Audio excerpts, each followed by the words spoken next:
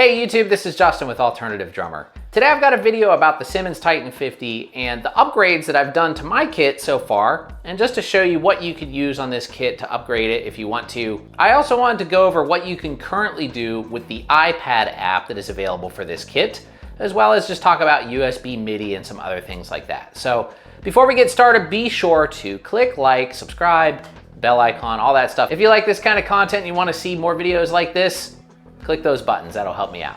All right, so let's go ahead and get started. All right, first off, let's talk about some of the upgrades. Right here on my left side crash, I've got a Lemon. This is a 12-inch Lemon crash cymbal that actually I got as a hi-hat when I ordered some Lemon hi-hats a while back, but I never ended up using the actual cymbal for a hi-hat, and I just sort of had it laying around. And it is a dual zone cymbal, and it features a choke, although you can only get a single zone plugged into the Titan 50 module, but the choke does work, and this cymbal works really well. And I prefer this over the Simmons cymbals. I had mentioned in my original review of the Titan 50 that the cymbals were my least favorite part about this entire kit. Also, I wanted to mention that, let me just take this off real quick here so you can see, the spin stoppers that the Titan comes with are these proprietary Simmons hexagonal shaped, I don't have one to show you here because I put them in storage, but they're kind of hexagonal shaped cymbal spin stoppers. And so I had to replace that with one of the roll-in style ones that works with the Lemon spin stopping device on the bottom of the cymbal. But that was really easy to do. It just fits right on there, no problem at all. My problem with the Simmons ones is I found that the way the lug screwed into the Simmons spin stopper made it a little bit difficult to tighten, though I could get it tight, but I just think that this cymbal feels much better and it's a little bit bigger than the one that comes on the Simmons by default. Now over here on my ride cymbal, I have a Roland CY8, which is also a dual zone cymbal, but I'm only getting a single zone out of that. All the cymbal inputs are single zone on the Titan, but again, it's just a little bit bigger. This is another 12-inch cymbal, and it's a little bit nicer feeling. You know, these have a pretty nice surface, and I think for a ride, that works pretty good. It's also a little bit quieter when you hit it, maybe. Yeah, a little bit. And then over here, finally on the right, I still have the stock Simmons 10-inch crash, as well as on my hi-hats is the stock hi-hats. And I think these are fine for hi-hats. And if I had another Lemon, I would probably put it on the right too. Maybe I'll get one eventually, I don't know.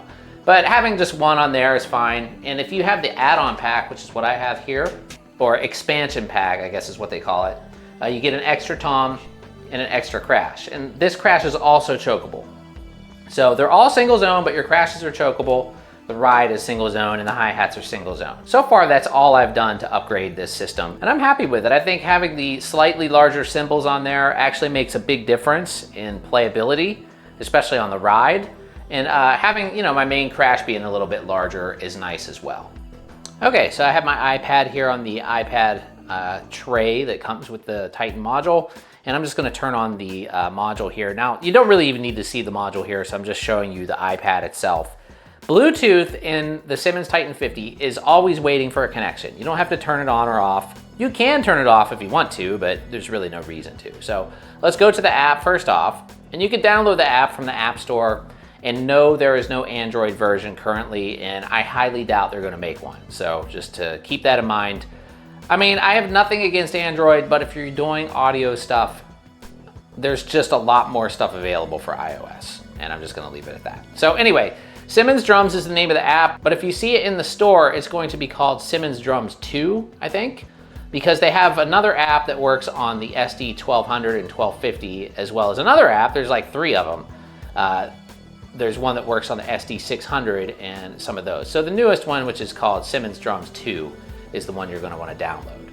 Once you download that, you just open it up, and then you'll see this big button right in the middle. It just says connect via Bluetooth.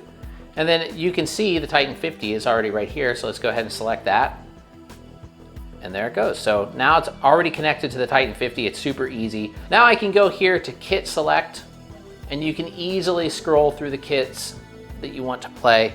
And actually, let me just back out the camera a little bit so you guys can see what's happening on the module when I do that. So right here, if you look on the module screen, you can see when I'm scrolling through the kits, it's actually updating in real time on the screen. So that is very cool. And the 1250 did this as well. But I actually think this interface on the new app is a little bit easier to use than the one that's on the 1250. Okay, now next let's go into the kit edit feature. So if we just tap this button right here, you can tap any of the drums in the app and edit them. You can basically tap the snare, and right here in this head or rim shot area, you can actually select which sound you want to use.